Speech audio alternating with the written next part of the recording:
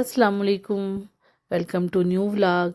तो है आज ईद का दिन, आप सबको भी मेरी तरफ से ईद उल अज़हा बहुत बहुत मुबारक।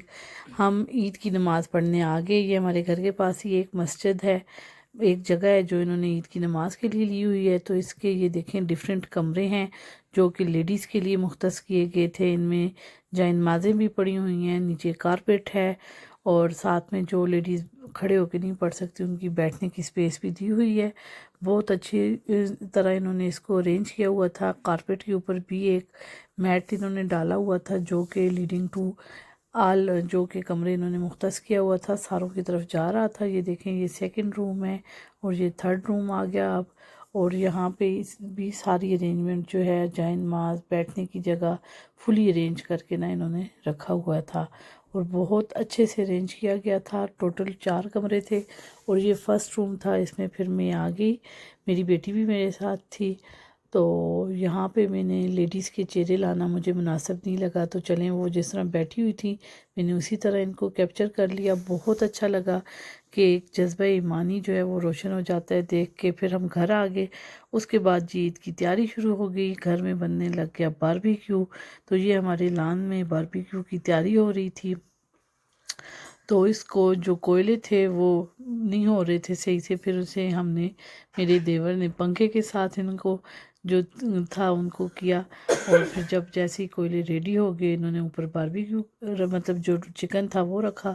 ये चिकन और लैम चॉप जो है मैंने ओवरनाइट मैरिनेट करके रखा हुआ था और ये बहुत अच्छा जो है ना रेडी हुआ है।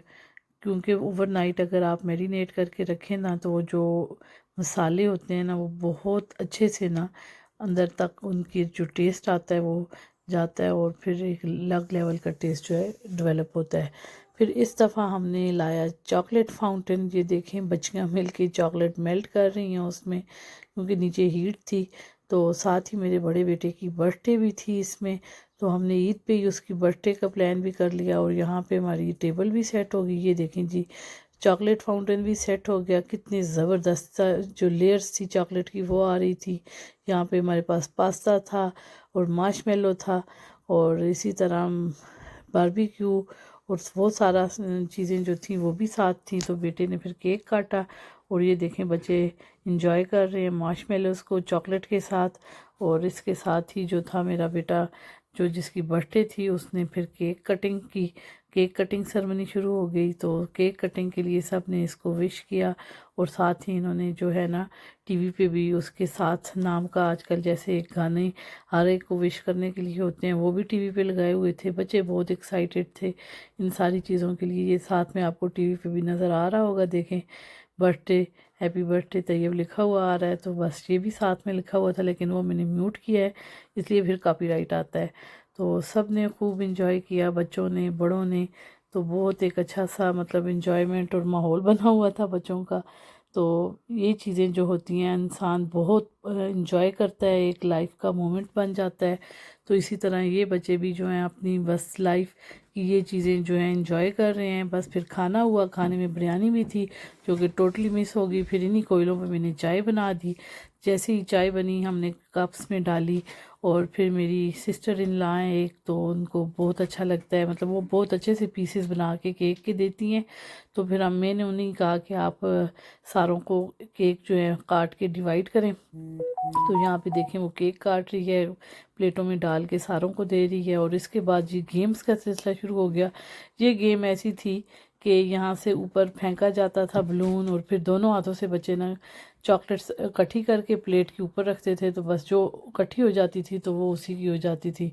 तो ज़्यादातर तो छोटे बच्चे जो थे उन्होंने नहीं इतना विन कर सके, बड़े बच्चों ने किया। ये देखें अब ये इस तरह की ये गेम्स थी।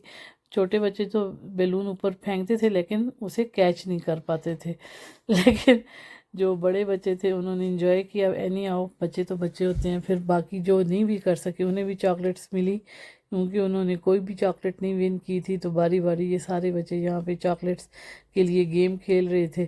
तो किसी ने 1 विन की, किसी ने 2, किसी ने 3। तो बस इसी तरह ये सिलसिला चलता रहा, बच्चे इंजॉय करते रहे। और फिर इसके बाद जो था बच्चियां जो थीं सारों के लिए, मतलब हम लोग ईद पे गुडी बैग्स तैयार करके रखते हैं तो ताकि बच्चे जो हैं गुडी बैग्स को भी इंजॉय करें, उन्हें अपने मज़हब से लगाव हो।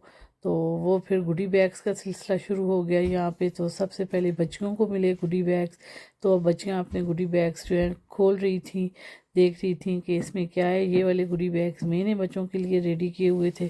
तो ये देखें, इसमें चिप्स का एक एक पैकेट था, साथ में बबल्स थे, और बच्चियों के लिए जिस तरह होती हैं पोनियाँ और ये चीज़ें जो कि बच्चियों को अच्छी लगती हैं वो थी, और साथ में चॉकलेट्स थी इसमें, और साथ में एक एक जो था ब्रेसलेट था बच्चियों के लिए। ये देखें, बच्चियाँ ब्रेसलेट पहन चुकी हैं और वो दिखा रही थी। अब मेरी जो देवरानी थी उसने मेरे बच्चों के लिए जो गुडी बैग्स लाए हुए थे वो इनको देना शुरू किए। तो तकरीबन सेम ही सामान था, लेकिन साथ में ये जो पिंक कलर का था वो मेरी बेटी के लिए लेके आई थी। ये जो था उसका था गिफ्ट था, और इसमें मेकअप का सामान था। लेकिन ये जो चीज़ें आपको दिख रही हैं ये मैं लाई थी। अब फिर मेरे छोटे बेटे का गुडी बैग का सामान जो है खुलने का टाइम हो गया, तो इसने कहा मैं भी अपना गुडी बैग खोलूँगा वीडियो में। मैंने कहा चलो जी आ जाओ तुम भी। और ये चीज़ें मेरी तरफ से थी, और फिर मेरी देवरानी जो थी इसके लिए लेके आई हुई थी गाड़ी, जो कि ये लेके बहुत ज़्यादा एक्साइटमेंट इसको हो रही थी, खुश भी था। और ये है जी वो हमारा वो केक जो बर्थडे पे फिर बच्चियों तीनों ने अपनी अपनी चीज़ें पहनी, तो ये उन्होंने कहा कि हमें वीडियो में लाया जाए। तो बस यही थी हमारी ईद की तैयारी। होपफुली आपको अच्छी लगी होगी। वंस अगेन ईद मुबारक। Thank you. अल्लाह।